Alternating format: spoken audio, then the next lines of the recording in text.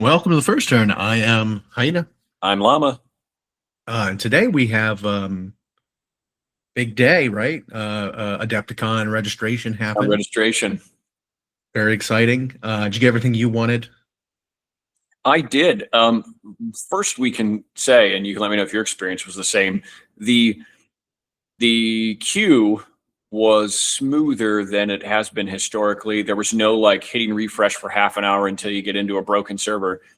And they actually posted the digital queue in real time, so you could see where your spot was, which was kind of nice. I got lucky. I would say, I would say it was unexpected, but effective. Yeah. So. And I got lucky. I did manage to get the advanced badge, so cool swag. I got to sign up for some classes I wanted to with some big names before they sold out. And then on the other side of that, this is the first year I'm teaching classes at Adepticon, and the 2 classes that I'll be teaching on Thursday are now almost sold out.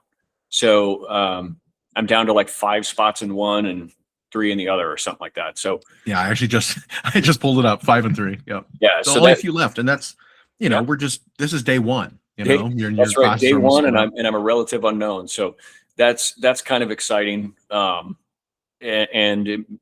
I imagine it also means it bodes well for the turnout of Adepticon overall. Because even when people were seeing what spot they were in the queue, it's like, yeah, it looks like they might break more records again. Yeah. I got in there. The queue opened up like 15 minutes before noon. I got in there maybe 5 minutes before noon, and I was already 5,000th in line. Yeah. So I was a little upset. I didn't get my advanced badge. When I got in, they were all gone. But I sat in there and waited for someone to cancel theirs, and I snagged it. So I was able to get it. People change their mind when they get to that checkout. Yeah. Yeah. I was able to get a couple events that I was looking for, a couple of smaller ones. I like to spend 6 to 8 hours playing for the convention. That's what I got. About that much over 2 days. It might have been a little more than that. Maybe about 10 hours of play time.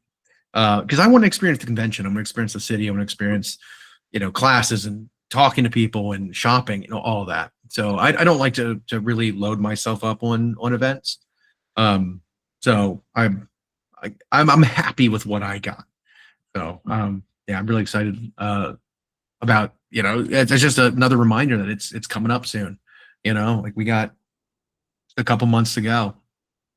Yeah, it'll get here fast and then be gone fast, but super exciting. It's it is my favorite event every year for miniatures, and it's growing, and the city that it's in and the center that it's in are big now and really offer a lot for people.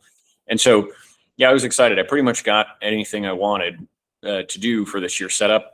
I'm not jam-packed every day. I'll be splitting time doing the con, working a booth, and then taking some classes or teaching some classes. So it'll be a nice mixture of things. Yeah, for sure. So yeah, I was really excited about that. What kind of news we got going on? We've got in the world of Warhammer, we've got the 500 Worlds is in full swing. And they've been showing off a lot of the detachments for that. And if I could just comment quickly, I feel like story-wise, this is great. I think whenever they do something, so they can do a campaign like this without radically changing the game, in the sense that 40K covers an entire galaxy, and the Mortal Age of Sigmar covers an entire, 9 realms or whatever that are connected. And so you can have a major event happen without deciding whole factions and realms and worlds and whatever have to be destroyed. You can keep sectors where they are and planes where they are. So they can have this big thing going, but unlike for those of us who've been around the Warhammer universes for a long time, the story used to never move. It used to be the same story, the same Edge of Midnight timeline for like 25 years. And then with the Gathering Storm, they changed that, and they started now doing these real-time events that change the major players and what's going on and which systems are important. And this 500 Worlds thing sounds like the first in a series of narrative events. And they've been trickling stuff out, including really cool new detachments, I think, for both Necrons and Space Marines. I think they seem very strong. I'm not as on the pulse of the current 40K meta, but if I remember, when they get towards the end, like the last 6 months of an edition of a game, they are willing to kind of throw some really strong rules out there and just let people play with them for a while. If you remember, it was because the risk is like, oh, it's too good, but it's only going to be around for 6 months. Before it's gone. If you remember, like late 9th edition, they did a couple things. They had Iron Hands for one, which was incredibly powerful, and then they also did a White Dwarf Crusher Stampede Tyranids. That was like over the top good for a short time. And so they kind of do that at the end of an edition because it's like, I'll let people play around with this for a few months because new edition's coming. But sometimes these rules will like hint at the kind of gameplay style that might be coming, although that could also just not be the case. I think the Necron stuff looks really good. I think both the Nightbringer, who got a massive glow up, not just in model, but in rules. And then actually, and part of his upgrade was trickled out to the other ones as well. They've all kind of received kind of similar like platform changes. So kind of movements, their base stats, their saves went up, their damage output was more normalized and generally increased. So him getting an update actually helped a lot of them, which I think they desperately needed. And I wouldn't even be surprised if the Deceiver model will be on the way next edition. I mean, oh yeah, for sure. Because they even, in pictures where they were trying to show all of them receiving these rules, they showed you the current Void Dragon, which looks great. They showed you the new Nightbringer, and way in the back blurry was the old Deceiver model. And so it's like, I think they've got a plan for him to get a new one at some point, But yeah, great for the Necron players. But so we'll see how that 500 Worlds thing develops and what impact it'll really have, because that seems to be what it's going to drive the end of this edition. Well, we were also talking about just the fact that they're showing us these articles about art of these different factions throughout the years, and maybe that's hinting towards something culminating. Kind of reminding us of like, hey, here's the factions in the game at the end of an edition, and remind you, what there is out there. Maybe the order matters. Maybe the ones they're choosing matter. We'll see, but it kind of feels like there's more intention behind it, and just being like filler articles, Yeah, and they didn't just do 40K, if I'm not mistaken. They did factions from other game systems too, and it's like they did some of it during the Grotmas calendar that were just splash-in articles. Like it wasn't an actual Grotmas day, but it was like during that time, it was like, here's art of the 1,000 Suns through the years or whatever, and I was wondering if they're going to have this collection of art available for people, maybe because they won't be printing them as much anymore. That's just could be.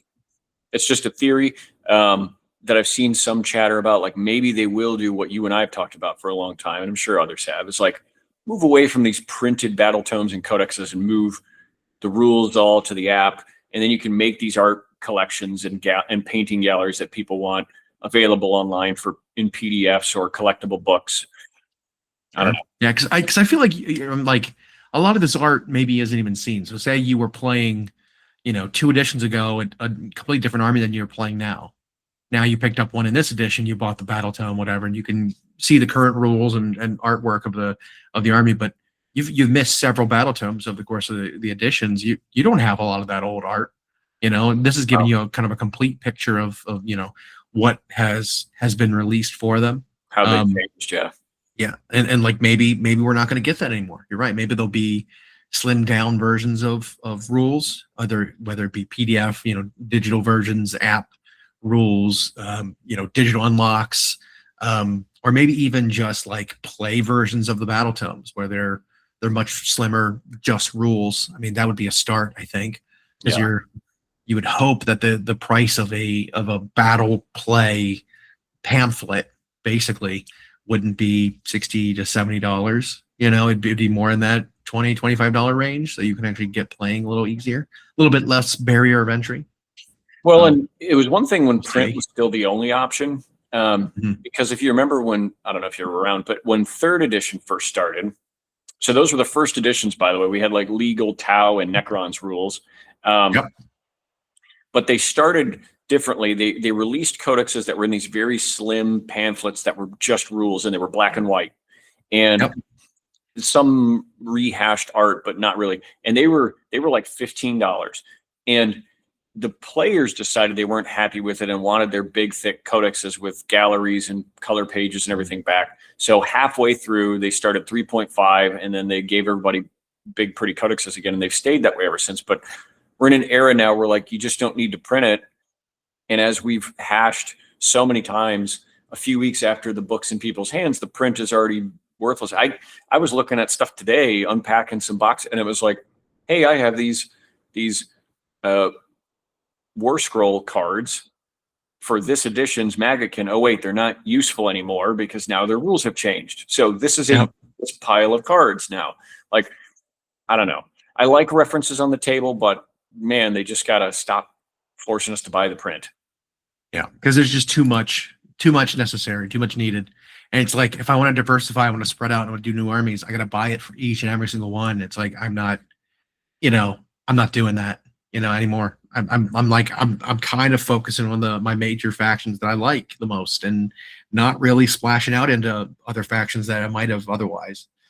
So it's kind of and we've seen that in the last, it's almost 10 years now, that they do now more frequent updates for the games as far as rules and points. And that used to still be okay to have your codex or battle tome because the stats of a unit wouldn't change. But now that's not even true. Now the stats of a unit could change in an edition, and now that print is just worthless. So I don't know. I really think, I'm hoping this showing us all the art and giving us access to it, that is like, maybe we won't be printing it as much anymore. Yeah. One can hope. But we also had, kind of some releases here. Pre-order for the 500 World stuff is now available. Yeah.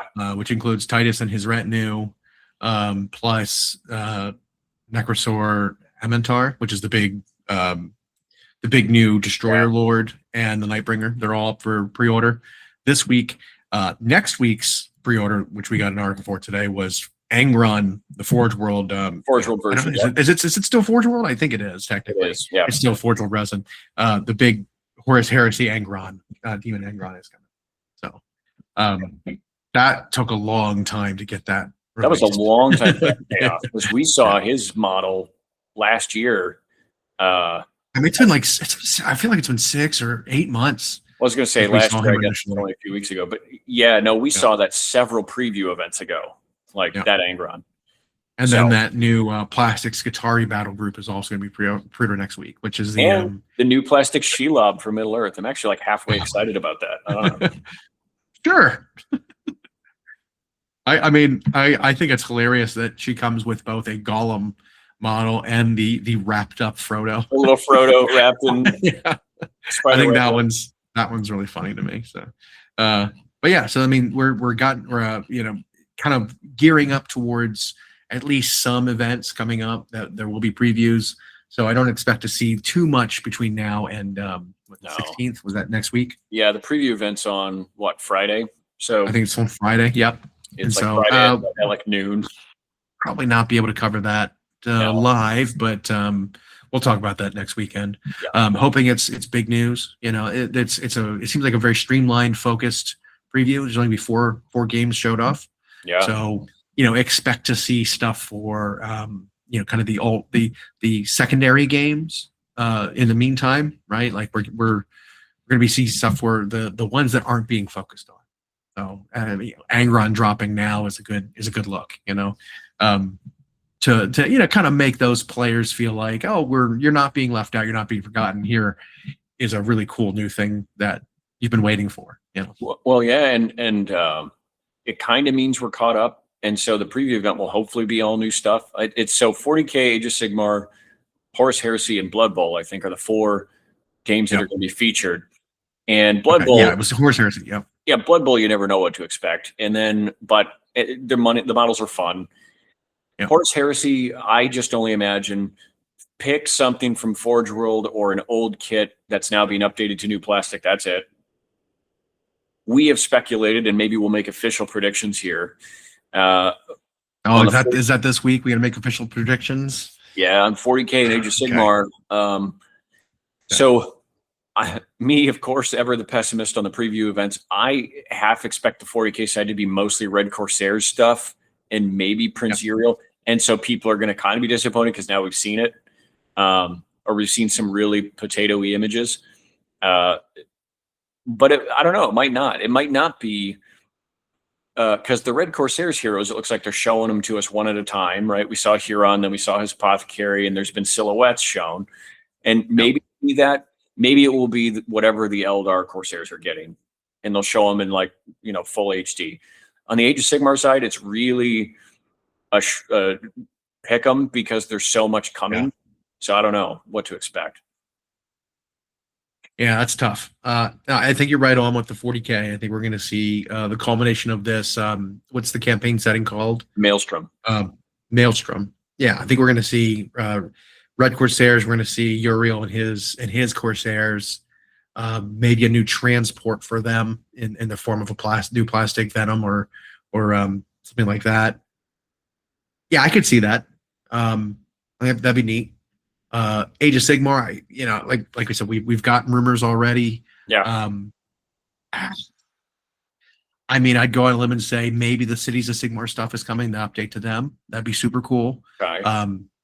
Mostly because Skaven comes alongside them as an opponent. I would be excited about that. Obviously, we might have some interest. But obviously, we also have tons of other armies that could receive a book and a model, a book and a unit, a book and a minor update. So right. Who knows? But I'm hoping for something more important, something bigger like that at a Warhammer like a Worlds event. Blood Bowl. I want to say High Elves for Blood Bowl. I think I heard some rumors about them at one point.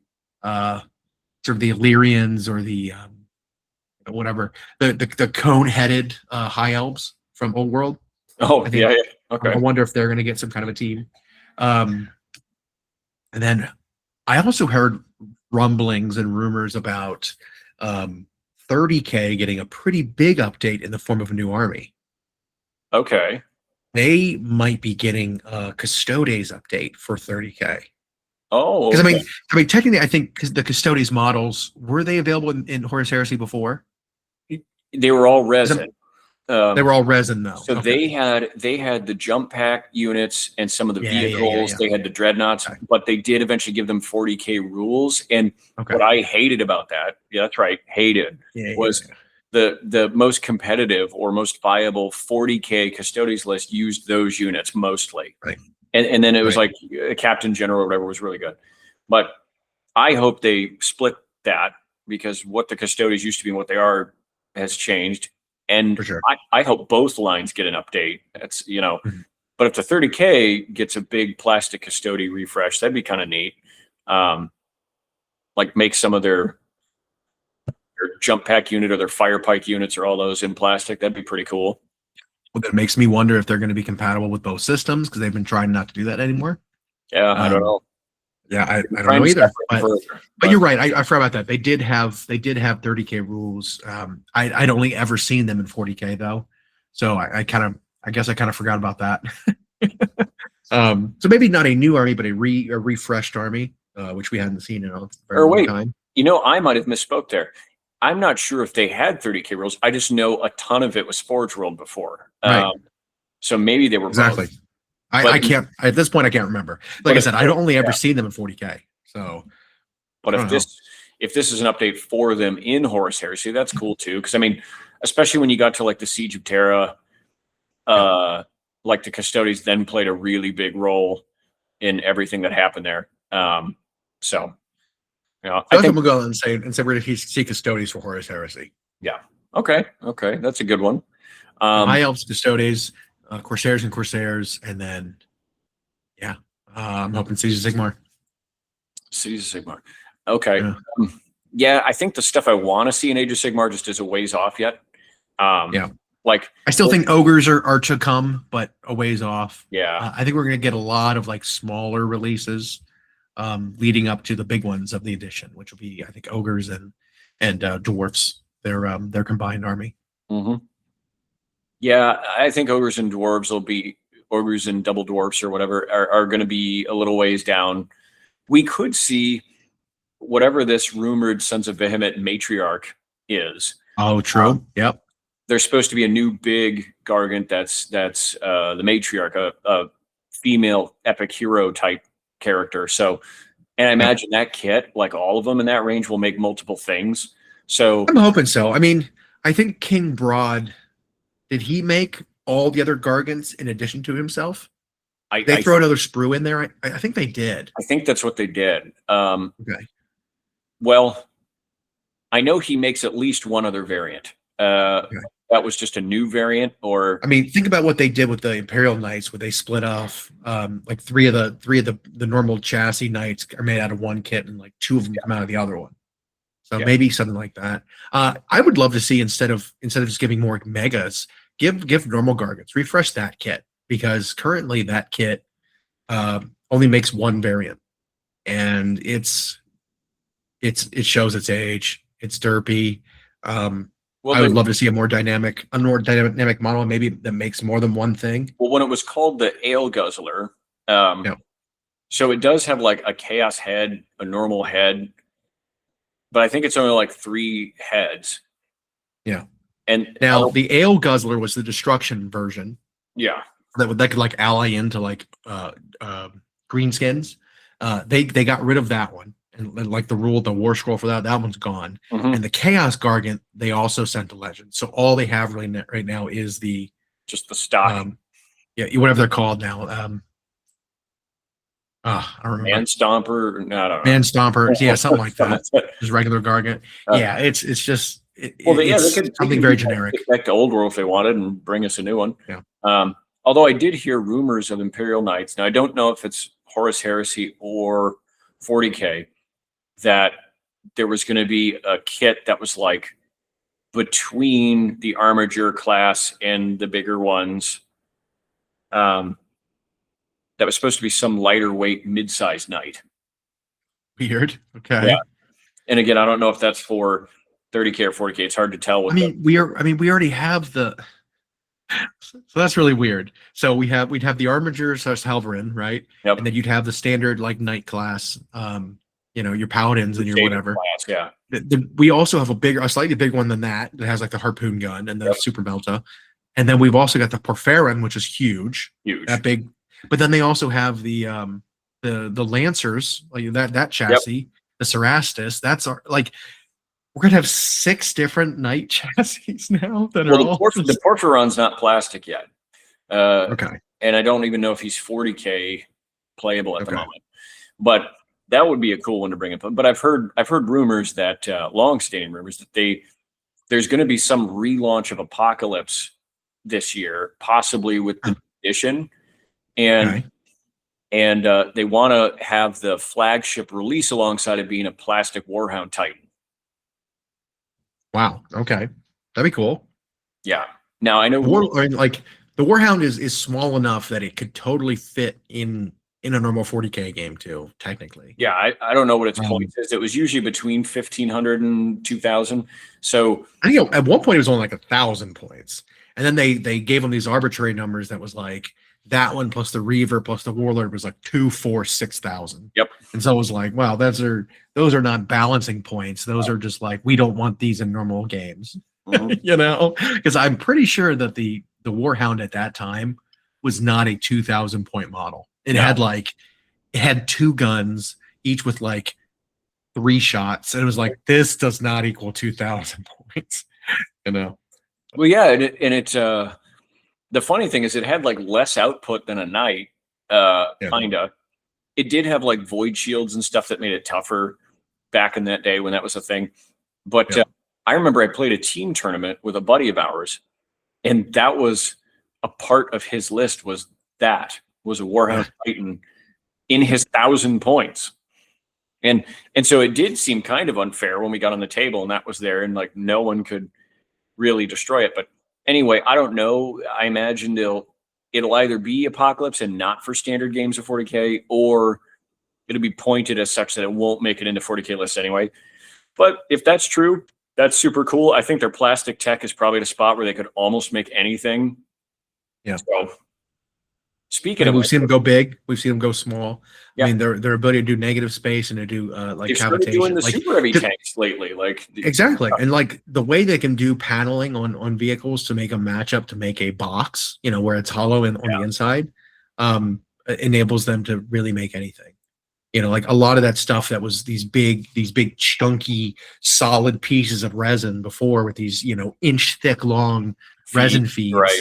Like that was how they had to do bigger things before. And that's just not the case anymore. Not only that, but you could have like the calf of a Titan now be like 6 different pieces that make a hollow tube. Yeah. Well, and before when they were resin, the other issue was like you could never, and I mean never, everything from the Sakaran all the way up. You just could not get a tank where the panels were not warped, and then getting them to line up when they were resin and thick, and it just I put together a Spartan assault tank, and that was a nightmare. And same thing, you had to actually have a saw to get through the resin feed that was like a 1/2 inch thick dowel. And so now if they can do any of that in plastic, they really have no limit. And Horus Heresy will get releases every single year, all year, because all of those old kits are being updated to plastic. I mean, the only purpose of the resin anymore now is for like one-off characters. And I don't know, they really just don't even need it now, especially if the rumors of plastic Primarchs for 30K coming are true. I feel like the benefit of the resin might be that they can design and sculpt and start producing those kinds of characters outside of the normal plastic production cycle, right? It's like, here's a different production method. It doesn't use any of the same machines. It doesn't use any of the same materials. We can make this in its own cycle. And if we want to slot something in that's a highly detailed, character, we can just do that whenever we want to. We don't have to wait in line to get things produced. And I think there's something to be said for that. But I mean, like if you've ever worked with Finecaster resin, you know that you wish everything they made in those materials were just plastic. Oh yeah.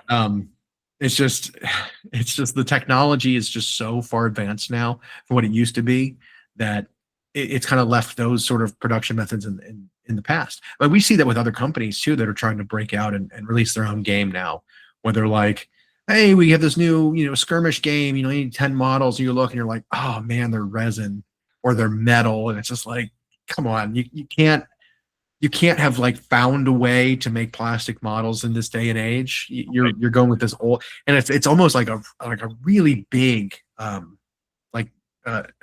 negative, check mark against that game. Yeah. We saw that happen with like Infinity and Warcrow and those kinds of games where Corvus Belli for the longest time did metal and resin, and now they're moving into plastic, and it's like, holy crap, this is so much better. Like, please do this from now on. We were talking to them at last convention about it and how that was their kind of plans moving forward. It's like, yeah, that's the way of the future. Like, this pour a model with like molten resin and let it cure is just not the way to do it anymore. Yeah. Well, and one of the advantages of resin used to be that unlike metal, it was like lightweight, so it wasn't as prone to tipping over. And then sometimes you could get sharper details than you could in metal. But there were still issues where it was like you could have bubbles and you could have warping, and if it was still a cast mold and any side was like off, fixing it was impossible. Yeah. And then when we saw what companies could do with the plastics, it was, I mean, GW obviously led the way on that, but now you've seen that company that does Trench Crusade, which is growing in popularity. They have nice looking plastics, and we've seen now Steamforge doing some plastics and obviously Corvus Belli. So yeah, that's a real nice move. What I will say though is a lot of companies that are messing with plastics now for the first time are not taking advantage of the plastic as a material. There's a lot of old methodology of reduced number of pieces needed by giving them very flat, like very cardboard cutout kind of poses. So there's very few pieces, and it's like I said, not taking advantage of the material. The plastic allows you to make, because it's a little bendy, it's a little rubbery, it's got a little give to it. It's easy to clean up, it's easy to like cut and like modify it. Having negative space in models makes them look polished and dynamic, and not using those things, it almost makes it feel like, wait a minute, is this actually plastic, or is this just a new kind of resin? Because the poses just, they don't seem like a pose that you would cast in plastic, Yeah. So I mean, obviously early on for a lot of these companies doing it. So they'll get there. They'll get better with it. So, and resin, I still like on a lot of busts, but that's now they can cast or 3D print those now. So anyway, especially when you're getting into the 4 and 8K resolution now on a 3D printer with very, very small layer lines, you can get 3D printed now busts that just, I mean, they rival resin cast, because with busts, the detail is big enough that you don't really need to worry about, getting tiny little fiddly things looking right, because it's a different scale entirely. I mean, it's a bust as well, like a 1/20th scale or something, one of like the normal standard busts that we see all the time. And so like, you don't need to go all out with trying to get that detail. You're leaving it up to the painter. It's a painter project. You're leaving it up to the painter to create the detail most of the time anyway. So you just need nice, big, smooth surfaces. Most of the time. You want the detail crisp. You want the surfaces smooth. And they can do that. But all that's to say, a Warhound in plastic wouldn't surprise me if that's now possible. Since they already knocked out a couple of super heavies in plastic, they could probably do any of them. They could probably do a warlord and an imperator, whatever. They could probably do them all. Whether or not warlord in plastic would be wild. Whether or not they will, $800 box or whatever. But if that's true, that's a cool thing for 40K. I mean, Apocalypse was usually a more casual. It's like a thing that you needed a whole weekend to do because you'd set up 10,000 points aside or whatever. You'd play one round in a day, and then you'd go and break for dinner and come back the next day. But they had some fun rules the last time around they did it. Like, they also drastically simplified the rules in this last time around and made a lot of it coincidental, right? So like one of the biggest problems with the first version of with Apocalypse was that it would be like, okay, my entire side of the table will shoot. Now you remove all your casualties, and now you can bring back up to 50% of your army. It's like, what was the point of having the models on the table if you were going to remove half of them and then put them back the next turn because you're reinforcing? So like that whole thing was just kind of silly. So now the way it works is fights end up being like, all right, you roll your dice for fights and whatever, and I'll roll my dice. You roll your saves, I'll roll my saves. Let's then now at the same time resolve all of our casualties to see what damage was done across the entire battlefield at the same time. Much better, I think, cleaner, less feels bad kind of version of it, which is this last one we had. And then there was a purpose for things that weren't super heavies. There was a purpose for things that were tanks. There was a purpose for things that were infantry and terminators, on the battlefield. Because before it was like, all right, well, how many knights and how many titans can we fit on the battlefield and super heavies? Those are the things that matter. Everything else is just clutter. Now those things can actually do things on the map. You actually have to go get objectives. You have to you could wear down a titan at the ankle by power fisting it, like that kind of stuff matters. And I'm excited to see the new version that they come out with. What's interesting is that the fact that it was like everybody resolves their damage and then does their saves and then removes casualties. What that really did, it wasn't quite alternating activations, but it had the same effect. And that was that if I show up with 5,000 points and you show up with 5,000 points, we actually each get to both do our thing with 5,000 points before damage is done. And in 40K, you never really get that, because if you and I show up with 2,000 points, well, whoever gets that first shooting phase is going to do most of the damage first. It's still kind of a thing.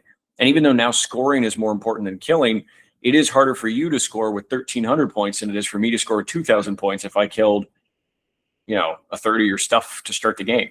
So that's still a thing. I know terrain and all this other stuff has mitigated that, but how much can you mitigate when you still have all this range lethality? But in Apocalypse, it was like, okay, so I shot at you and did this much damage, but you still then get to shoot with everything back before you remove your dead guys. Right. And so that, I think, your two titans are squaring up, just shooting blasters at each other, and they're both hit each other at the same time, and then they both die. Like, that makes sense. One doesn't like, all right, I shot you. Now you go ahead and shoot me back now if you survived. You know, like, it does make more sense. It does. And so we'll see what that looks like for sure.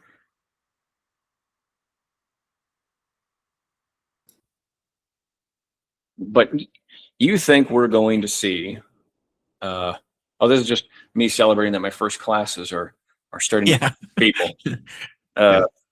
But so you think we're going to get the update for Cities of Sigmar? I'm hoping so. Yeah, I mean the timing would work. I mean, at least see it, right? We might not. We're not going to get it on on the 16th, but at least we'll see it and we'll know it's coming. I think that would be a sufficiently big reveal for. I think it would. I think cities are popular. Remember, they've only existed since third ed, so like in this iteration, I mean, so because it was free guild and whatever before, and like this. Now it's cities. They have their own aesthetic. They're moving towards a standalone army, minus the dwarves, minus the elves. They're their own thing. And that's not to say you can't use some of those old models as like, oh well, I have a themed army from wherever. They conscript their their knights are from the dark elf regiments or whatever. You can do whatever you want narratively and like model wise, but when it comes to rules and it comes to releases and proper support, you want more, so you have more freedom to do that kind of stuff. And then if you're getting into it, you want to have new models available to use with your new rules. You don't want to be like, oh, new rules just dropped. Go buy some 20-year-old models that are supplied still with rectangular bases. So you have to go buy this old kit for these new rules, and then go buy a pack of round bases to put them on. You don't want that. No. So yes, I'm hoping that we're getting that. Like when cities first got their update, I told you like this doesn't feel complete.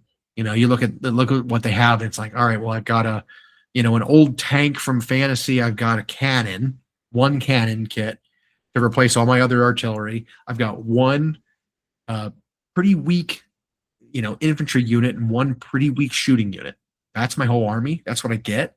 That's not functional by itself. It needs an elite. It needs it needs more shooting. It needs elite shooting. It needs, it needs support. It needs other things. I'm hoping that that's what we're seeing here. Yeah. We're getting this. We're finally getting to that update. Yeah. I think they probably had a lot in that being the design studio. And this is just guessing. Mm-hmm. They probably had a lot of ideas for cities and just like could only execute so much to start. And so, Lumineth, look at Lumineth, right? Tell me they didn't have the ideas for all of that stuff initially. And they were only able to do the basics, spear or the pikes and bows, Right. And we've seen waves of them. One thing that I saw some mention of in like the Grand Alliance forums, which houses a lot of Age of Sigmar rumors, is it was noted that if you look at GW's history when it comes to like set Space Marines and Stormcast aside, which tend to get a lot of the release attention for both game systems, but then look at how they've treated their version of quote good guy elves. So if you look at Eldari through history in 40K, yes, you can talk about how some of the Aspect Warrior kits took so long to update, but Eldar got touched every edition with books and models, and there were even some editions, like I think it was 7th or 8th, where the Eldar Codex got released twice. Yep, I remember that. It was new. It was new. All kinds of new characters. It was new jet bikes. It was new flyer. It was new Wave Serpent. I think wasn't it a new kit for that they cut? Well, all the Wraith stuff. Like. There were waves and waves and waves. New Guardians, they got then the new I think it was 6th edition, they had gotten Dire Avengers in plastic. And then they've gotten something every single edition. They get a lot of attention, whereas there were whole editions where other armies got nothing. And then in Warhammer Fantasy, you had High Elves it was in 5th and then I think again in 7th edition, for those who remember, where the High Elves got 2 army books each edition. And you had some armies like Bretonnia and Wood Elves that went from 2003 to the death of the game without ever getting a new book. So Games Workshop has always given their good guy elves a lot of love. And on the rules side, they arguably get way more love than Space Marines or Stormcast do. And what I mean is, how often do Eldar get their update and then their rules are insane, like they're too good? Yeah. And then Lumineth, when they first came out, they then got a second wave 6 months later, and then in 3rd edition got more stuff, and their rules were bonkers good to start. I feel like, so when people are like, oh, I don't know if they're going to get anything because they have a very complete roster, which they do. They have a very robust roster compared to the other AOS specific factions. It's good guy elves. I would not be surprised if Lumineth have a whole other temple on the way. Well, and unfortunately, Lumineth, I think, are the only ones that fall into that category of being good guy elves, right? Oh, sure. Because I don't think a Malarian Shadow Elf faction to be called good guys. Nope. Daughters of Cain, not good guys. Even though they've gotten some releases here in Age of Sigmar through like the Snake Ladies plus the Kinnerai, which are like the succubus ones with the wings. They've gotten some stuff, sure, but like it was nothing compared to what Lumineth got. No. And even Idneth. Look at Idneth. I don't think they're like the boogeymen. They're not good guy elves. Right. But they haven't gotten touched really since their first release. No. They've gotten nothing. And maybe good guy but it's whatever is the high elf equivalent, where there's space, fantasy, or mortal. No. And I know exactly what you mean. Yes, good guy, not order, because we've got Daughters of Cain are order online faction. They are confrontational. They are murderous. They sacrifice people. They're cutthroat. They're not good guys by any means. I know exactly what you mean. Like the altruistic, like the enlightened ones, the ones that are actually trying to build civilization, the ones that are trying to actually make the world better.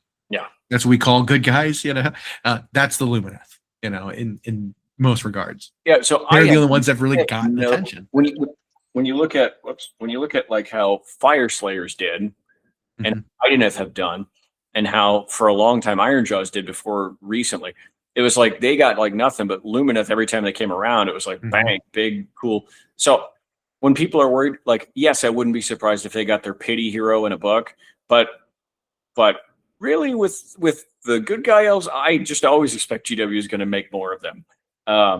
Daughters of Cain might not get a big release this edition, but I think they've got a lot coming. It might not be like right now. It might be, which there's already been rumors that the end of the Age of Sigmar 4th edition will be like the end of this 40K 10th, where there will be a 6-month-long narrative of events. What's that going to be next year? So that would be like start of January 2027.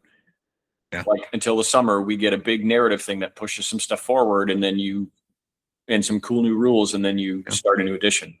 I mean, we were still supposed to get a payoff in some way of Nagash being the good guy and swooping in and saving the day and saving the realms from the Skaven. I mean, that was a big rumor when this edition started, where Death featured very heavily in the narrative and wasn't the antagonist. Ended up,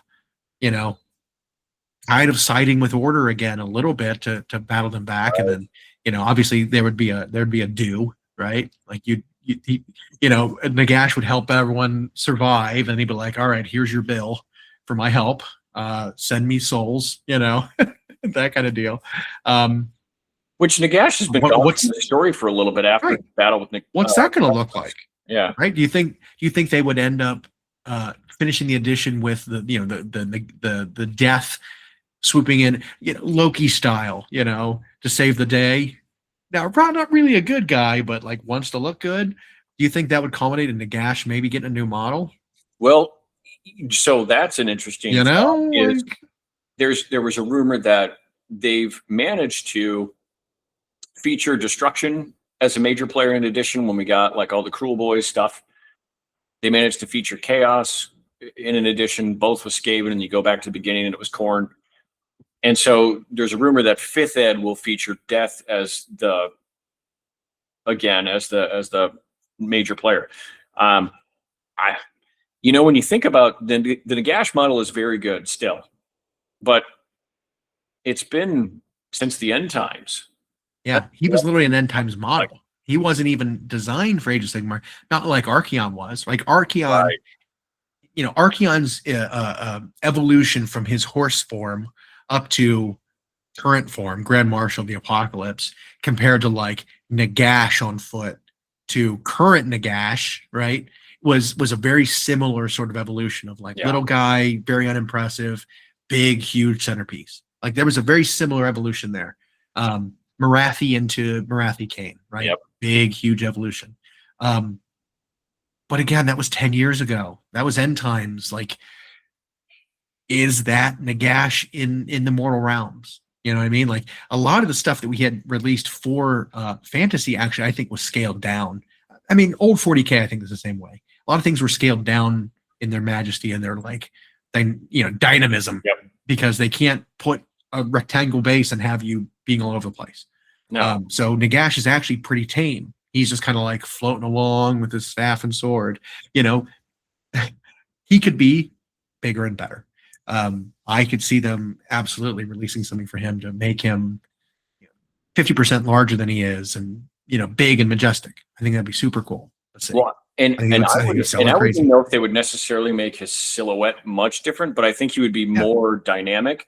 They might, if you see some of the really cool artwork and animations they've included him in for the Mortal Realms, even that, if he were in a big billowing bit of green smoke instead of the wispy taffy thing, that might be, it also would make him more stable as a model. I could see them doing something like that.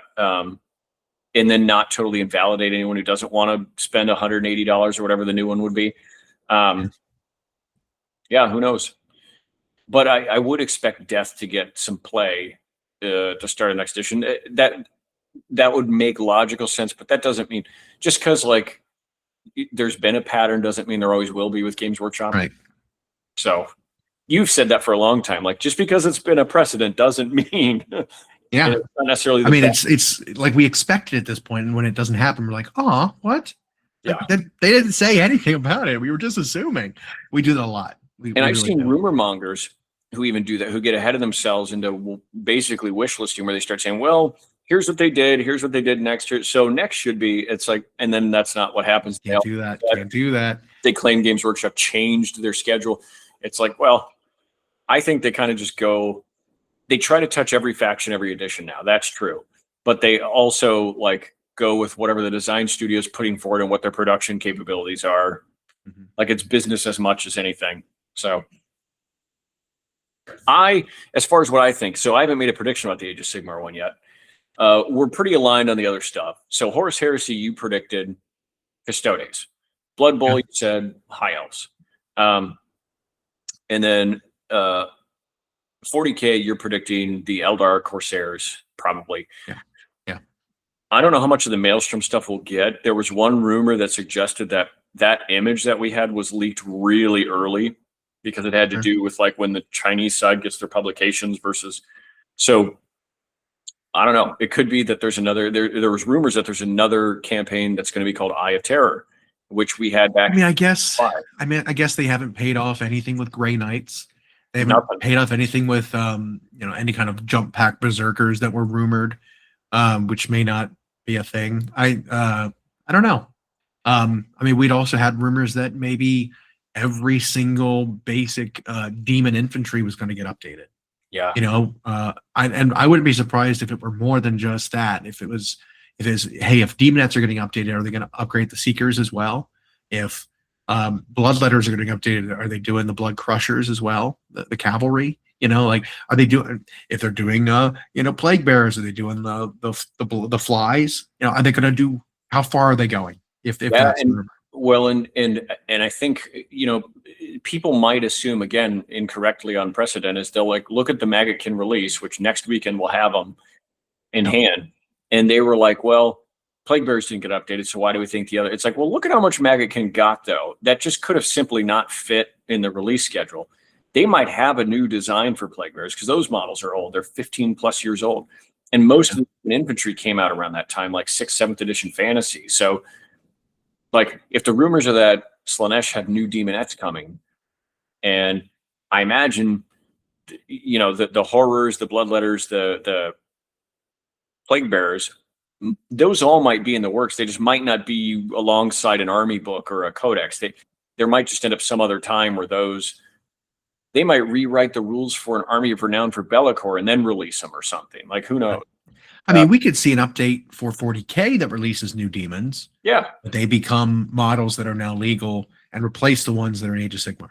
Like, the fact that they've already got rules, they're not a new unit, they're not a new thing, would mean that it's a really easy way to just slip in new models to an existing war scroll. I mean, look what they did with Storm Vermin, right? For Skaven. Yep. They replaced the kit. You know, they're the same profile, the same base size, they're the same basic, thing in concept. Here's just an updated one. We didn't want to make the old one anymore. Here's a new one. Mm-hmm. Like, think of that, but for demons, a 1-to-1 replacement directly. What's the problem with that? Why can't that be outside of a cycle? There's no reason. There's no problem with that. Speaking of new models, not to go back to Maggotkin because they're kind of out in old news now already. But the not even released yet. It's old news. The controversy that is the new Blight Kings. So it's funny is I don't think people have really problems with the aesthetic, with the way the models physically look, because they do look great. It's people are like how different their rules are, and the things that people will say to, I don't know, soothe themselves about it or what, they're like, well, GW doesn't want people using their old Blight Kings anymore, so they made their new rules suck. It's like, but they made a brand new kit, for one. What? And they don't want the new kit to not sell. Two, I don't think they suck rules-wise. They're just so different in their function. But you pointed out something that I didn't even see many people talking about, which is like you take Gutrot Spume and a pack of Blight Kings and you go wizard and hero hunting. That's not that bad. Like, yeah, I don't know. Well, and then I think what it ends up being too is a lot of people are having outrage vicariously, right? Because it's a big change. Yeah, some people are legitimately in the boat of like, well, I played them and I liked the mortal side, even though that was the worst part of Maggotkin. It always was. Yep. They just never were good. Like, Blight Kings have never been good. So if you bought a bunch of Blight Kings because you just wanted to play them because you liked them, then it's like you're probably not going to be too upset about their rules changing. But if you bought them because there was something that was overpowered with them and now that's changed, then it's so I think it's in a weird spot because so in Spearhead, from my experience, Blight Kings were excellent in Spearhead, but in Spearhead you don't list build. And in Spearhead, you can't customize what they're carrying. You can make them look however you want because they have one unit card that tells you how they function. And in one Spearhead package that they're in. And in that, they were very good. When people said the Ogre Maw Tribe Spearhead was broken, I beat them with Maggotkin every single time. Like, future Blight Kings could go up and soak up all the damage and then kill them in return. Now, in Age of Sigmar, Blight Kings were only hit or only miss. They either did nothing for their huge point cost, or there was like one list that could work where you played only them. You played like only them, and then some like Magoth Lord or a Great and Clean one that buffed them. But that's also not good, for the army or for the game. When a list plays one way with one unit. You talked about that for a long time with Tau, where in like 8th edition, they had a list that kept performing, kept top 8ing at all these big events, but it was a tiny number of total players, and it was with one list with one Death Star HQ kind of setup. But that doesn't mean Tau were good. Right. No. And so like it's bad internal balance is what it means. And so it feels really, really bad. So it's like, oh, in order to do well with Tau, I need to bring one unit of 12 battle suits and then 7 tanks, and that's my army. That's dumb. That's not great. Everything else in the book is completely invalid. But like I said, with the whole outrage of this Blight King thing, I don't even think the people that are getting mad about it are really the ones that even play it or even own the models or are going to play it. Right? It's this weird like I'm irritated for the Maggotkin of Nurgle players because this looks very different than what the old ones did. Right. So I can imagine owning these old models and now they don't function great. They're different and now I like the old ones better. somehow. I think the old ones. I don't like the old models. I really don't. I think they're all too different from one another. They don't look like a cohesive unit. I don't like all the weird pox-ridden exposed skin on like a heavy infantry unit. I didn't like that. I think the new ones, the aesthetic, like it lands. Maybe they're too clean. Maybe that's a problem. But right, they don't have like their guts, you know. Out. But I think what I like this go round with Maggotkin that was different is like before that was the easy way to say Nurgle is you have intestine showing and you have boils and pimples and like, but then like on the demon side they were always so goofy. They had big smiles and googly eyes and little Nurglings on their shoulders, and I think the Nurglings are hilarious. But like this time they changed it. On the demon side they leaned into this body horror, right? I mean, Festus legit has a giant leech coming out of his stomach choking that guy, and like the big pinned up grin on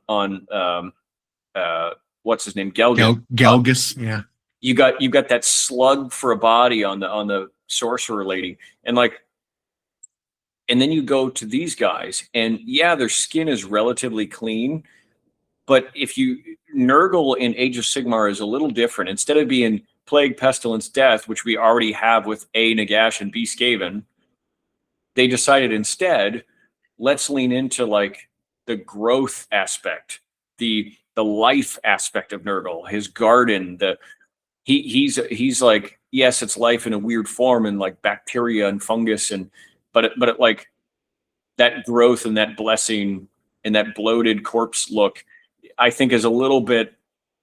I like this look. I really do. I think as a direction, it's better. The Blight Kings are very different, but they wouldn't have made whatever it is, a $75 kit because they didn't want to sell them.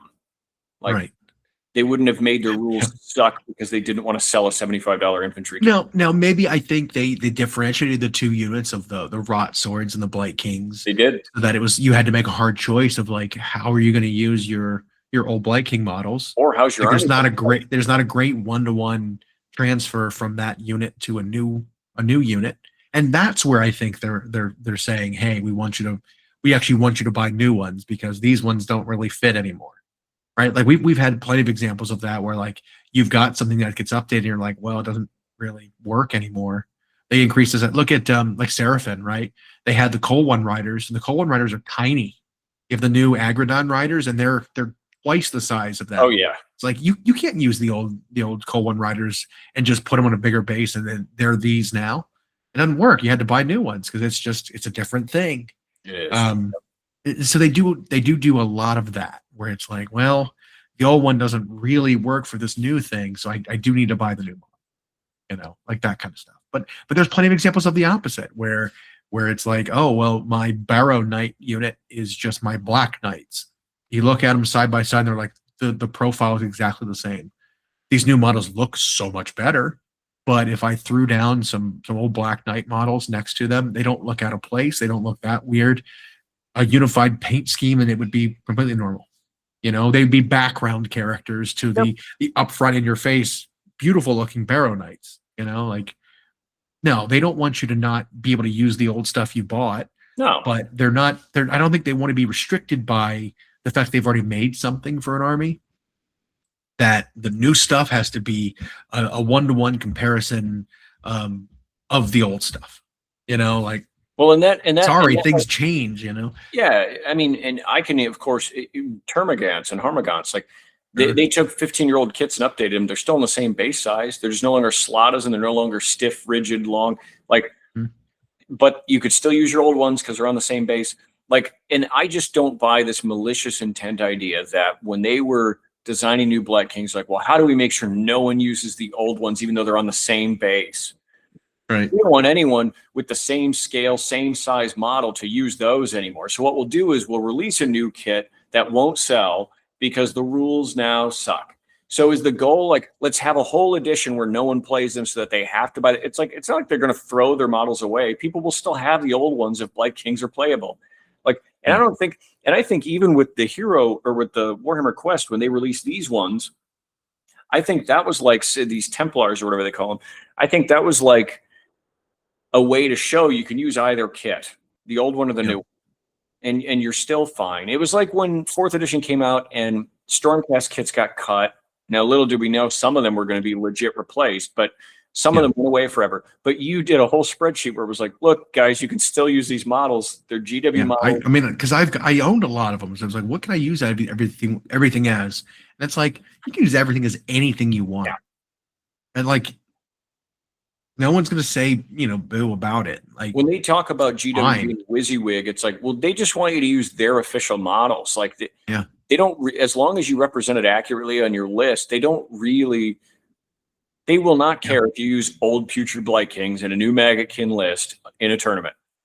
They've also simplified so many things down on the War Scrolls that it's like, it can be anything. Yeah. It's just like, Stormcast, Stormwrought, great weapon. It's like, okay, well, I've got axes, I've got hammers, I've got glaives, I've got stabs and great and others. So like any of that is the arsenal, So it's like any of my old paladin units I can use as something. Any of my old like sequitors that have like anvil hammers, like those look like liberators to me, with just wearing robes. Like I don't understand the doom of like, oh, my old models, I can never use them again, throw them in the garbage or sell them. Right. It's like, just use them anyway. It's like something else. CW coming around and collecting them from you. Like it's right. So it's different. They've separated Age of Sigmar from 40K. We talk about the things they separate, like 40K from Horus Heresy and Age of Sigmar from Old World, but they separate even those two games. And what I mean is like in 40K, list building is a very important part of it. Like, a lot of granular stuff. In Age of Sigmar 4.0, what a lot of people have conceded and why they come up with silly list names is like list building isn't really determining the win-loss ratio of an army right now. It comes down to like synergistic combos and then like how you score. So right. You're the battle tactics and stuff that you choose to go along with the list you've come up with. Yeah, like it's very different. Big deal. And so like that idea of like, I can't use my old mod, it's like, that's ridiculous. Of course you can. Like, find a new use for them. And if you don't like that way they play now, then okay, sure. Play them as rot swords then. Like, if you still want them to be armored tanks that can win most fights through attrition, then play them as rot swords. Like, because that's how the rot swords play now. Yep. I agree. But yeah, so I mean that's kind of that was a long-winded go back to the Maggotkin story, but the moral of the story is just it's a hobby and it's supposed to be fun, and then stop getting so butthurt about it. Just right. no other player is gonna have a problem with you playing for fun, doing things that maybe aren't 100% accurate, but right. Who cares? But like, I bought these, years ago. And I think people would completely understand because it's happened to a lot of people, right? Like that happens to everybody. It happens. It's like, oh no, I get it. I had a thing happen with my wizard Stormcast. The same thing happened to me. I get it. Like whatever. No one's gonna say anything. Absolutely happens. Like the new stuff comes out, old stuff goes away, and then you got to move on. Well, or even it's just like, oh, I haven't got the new stuff yet. I have the old stuff. It's like, yeah, all right, whatever. Play it. I don't care. Play them anyway.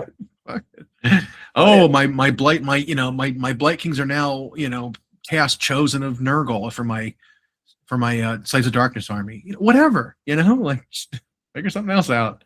Like get creative. So, I mean, I did that with mine, Slaves of Darkness. I bought a bunch of the Wrathmonger and the other half of that Khorne unit. Skull Reapers. Right. And I kit bashed them with my Chosen to make Chosen of Khorne for my Slaves of Darkness army. I regret doing it. That kit is very old and it was very hard to work with. But now I have some Khorne marks, like very unique looking Chosen for my Slaves of Darkness army. But they're very recognizably like, oh, these are Skull Reapers. I have an aspiring champion of my Slaves of Darkness, Mark of Khorne, who is an old champion from Khorne. Like, whatever, the paint job sells it. It's not out of place. The only red he has on him is like the actual Khorne symbol. Otherwise, he matches the rest of the army. Like, whatever. Well, and I heard, I don't remember if it was the Cult of Paint guy. So that's like Andy Wardle and Henry and that other guy. But like, they were talking about the new Maggotkin models, and they said one of the difficulties, it might not have been them, but whatever. The old Future Blight Kings, the issue was like the way the models were cut and on the sprue were very difficult to convert and customize, in the sense that, like, while each individual guy looked unique, it came with these weird, like, head, shoulder, one arm, and torso all in one piece. And so you really couldn't do a lot to convert it with, and only one set of legs would fit that torso, right? And like the new ones aren't like that. The new ones are much more flexible in terms of like weapon arms, and so they weren't even that fun to work with, the original kit, and this just seems like a much better solution. So there's that to consider too. GW might have decided this kit's really inflexible. We want a new design for them. We want to do this rot sword thing that are like warriors. So how do we do it? Well, let's change them. Let's change what they do and make it. And at one point, didn't they come in units of like 7 or something? It was something weird. They well, the box was always 5, but okay. I thought it was something like bizarre. I don't remember it just didn't make sense. 3-6 before, or what but they just, that was an end times kit too. The Future Blight Kings kit is old. So I don't know. I don't feel. I agree. I agree. If people want to keep using a model or use one for a different thing, when it's a GW official model, they don't care. Look at what we saw with that conversion that's doing the rounds on Instagram, where someone took the new Titus model and they converted it with like the Shrike bits to make like a Raven Guard hero. That looks super cool. Yeah. What you want? Make it a hobby. Make fun. Yeah, whatever. Have fun with it. Yeah. Speaking of, now we may have to cut this short. I know I've got some food that's about to come out. Yeah, I've got some boiling. We're actually going to eat, but I know you a long time ago talked about how you wanted to make some terrain stuff or stuff that had to do with like a campaign or a narrative thing. Are you working on any of that still? Vaguely. I think about it all the time. I haven't been working on it though, not actively. I've got so much stuff I'm working through that I just like, it ends up being, unless I was given like a reason to work on a very specific thing, I kind of bounce around on different projects all the time. So I touch something over here. It's a lot of what I'm feeling at the time, right? Like I'll get some paint down on something and then be a little sick of painting, and then I'll go back to converting something, or then I'll be tired of that and I'll go back to like, oh, I'm going to put bases in all of my terrain pieces now so I can put flocking down, and get the bases all cut and everything glued in place. And I'll leave that for a while and be like, all right, well, I need to go and sort through all my bits and all my sprues. I'll go and do that. Well, I don't know. I think that's fine. I think this hobby brings so much to do with it that when you don't know what to do, it's like, go do one of the other things then. So I haven't finished assembling all my Warhammer Quest box, but I started assembling some of it. Took a break from painting for a minute because remember the potential Golden Demon piece I was working on, I misplaced for a while. And then I spent some time at a local shop Tuesday night, I think, and painted a little bit. And all I did was I just worked on like Blood Bowl, Fat Man here. It's hard to see that with the little webcam, but I worked on just if you can't see what it is, it's the guy with the mall belly. Yeah, he's got like a tongue hanging out, and big teeth. Which his name is like Guffle some Pusma or something like that, right? And all I was doing was just dinking around with really dramatic colors. And then there's like a condition, a skin condition that some people get when they're really healthy or when they're really like him, and you start to see weird vein patterns under the skin. They don't get the veins that show up like when people work out or do stuff like that, but it's like it's under the skin, but you see it. It's like a pale, clammy skin with vein pattern. And so I was working on stuff like that with him because I was like, there's no way this guy's very healthy, right? He's a nerdle fat thing. So I got to just dink with that, and that was good. That felt good to put some paint on a model again. And try new thing too, Yeah. And Blood Bowl's becoming a little more interesting to me after I heard you talk about the video game, and I've seen that they've made some efforts in the third video game to like patch it to feel more like the board game. And then I've got a local game store here that plays a lot of Blood Bowl. They do leagues every few months. So I was like, I might give it a shot. Plus it's fun. Small. It takes a very small amount of space. You can sit down at a table and play it like a board game. It's It's fun. It's frustrating. It's random. It doesn't feel like you're in control all the time because dice are very, very punishing in that game. It's very much like your turn ends when you fail to do something that you want to do for the first time. Like that's kind of how that goes. And so like you could have a turn where like if you were to roll the dice out for an entire turn of like every action you wanted to do, at some point in that pool of dice, you're gonna have a failure. Right. Yeah. And that's but the issue is where in that distribution of like where in that order of rolls does the failure happen? Because if it's early, you don't even get to roll the rest of the rolls. It's just a turnover. Enemy's turn now. So like if you try to run and you trip and you fall down, boom, you drop the ball, turnover. You don't get to do anything else. And so it's very much a it's like an order of operations. It's like a priority list is what you have to focus on in that game. Do the actions that are either safe or lower risk first to get them out of the way before you go do the risky ones. And so that aspect of the game is frustrating if it's like you choose a safe action and you rolled a really, really bad roll, and then you didn't get to do any of the things you needed to do for the turn. Game just says, nope, your turn's over. That can let you in a really bad spot. And that's, I think, the fun and the frustration of that game. So well, it is a pretty good one. And it's very British, for what that's worth.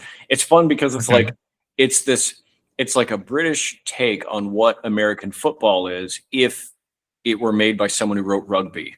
And like, so that's all mashed into, but it makes for just like when you want something that's a little more comedic relief and but still fun, and the games are quick and a lot happens. It's like, I don't know.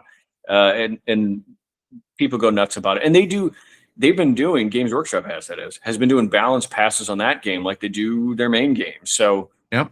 I mean, we were just talking about dwarves losing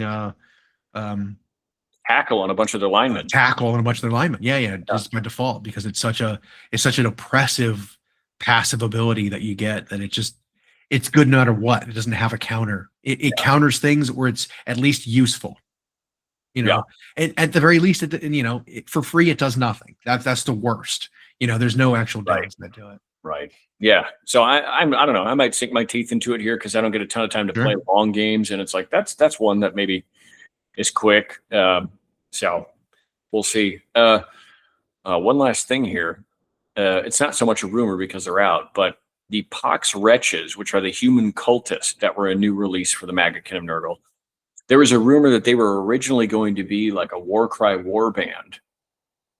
But then since Warcry has kind of mysteriously gone MIA, lost support, they sort of pivoted and now brought it into.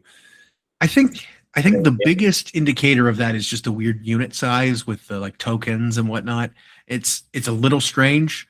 I don't think the kit has enough options in it to make me think it's a Warcry warband, though. Like, okay, a lot of what you'll see in a Warcry warband is like very clear. Like, this is a leader, this is a specialist guy, this guy's a little more elite than the rest. It's like you kind of have some of that differentiation and like different size bases for like bigger guys compared to like little guys. From what I saw, they all kind of looked very uniform. They were all just kind of like the same kind of dude, even though there's like 14 of them, which is weird. It's a very so like weird maybe the initial idea was to do that, but I wouldn't be surprised if there just was an idea to release a generic melee cultist unit for Age of Sigmar. I think it's weird they chose the number. I think maybe it was they wanted this weird that the number wasn't important. They just wanted bad guys for this board game. That's why they released 14. And then they just didn't feel like cutting a new sprue, right? Because look at the Pestigors, right? They came with 8 in the board game, and they were like, well, we're not going to release just those sprues on their own. How about we release a different, entirely differently designed unit of 10 as a standalone? So I don't know. I think it could go either way. It could be. I mean, 7 is Nurgle's number. They might have originally planned on like 7 Pox Wretches with a token thing, and then they just doubled up the sprue. Who knows? That's tough to say. That was mostly theory crafting, but yeah, I mean, I can see it. If I'm going to close here with my predictions officially, I'm 100% with you on the 40K side, and that's not a cop out. I think it's going to be the Eldar Corsairs stuff for Maelstrom is what we're going to see.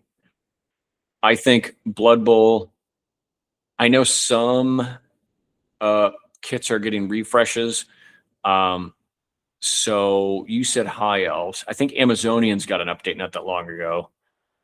I could be wrong on that, but they might stay lithe. We might see like a new star player or an old one brought back and now made new again.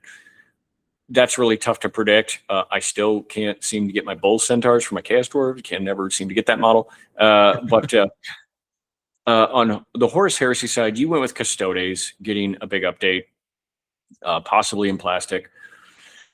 I think it's going to be one of two things. We will either maybe get the first hints at a plastic Primarch, or it's going to be something that doesn't matter. And what I mean by doesn't matter is it's going to be some old Forge World kits just now made plastic because that was easy. A Xiphon Interceptor. Right. Or in Age of Sigmar, yeah. I think we'll get the Cities of Sigmar update, which could include them touching on the Skaven stuff, but if it's that new 2-player thing or whatever. But I think we might see the new Mega Gargant. Okay. But I guess we'll see if either of us are on the mark. Mega Gargant. Okay. Mega Gargants, could you imagine what it'd be like if you had one enslaved? Like if you're a destruction faction, you've got one. Because like ogres enslave giants and sometimes the orcs do. Like how much it would take to feed one of those. Yeah, for sure. About as much as it takes to feed me on a Saturday, you know. That sounds good. I can go feed myself like a Mega Gargant. Yeah, let's see. Let's see.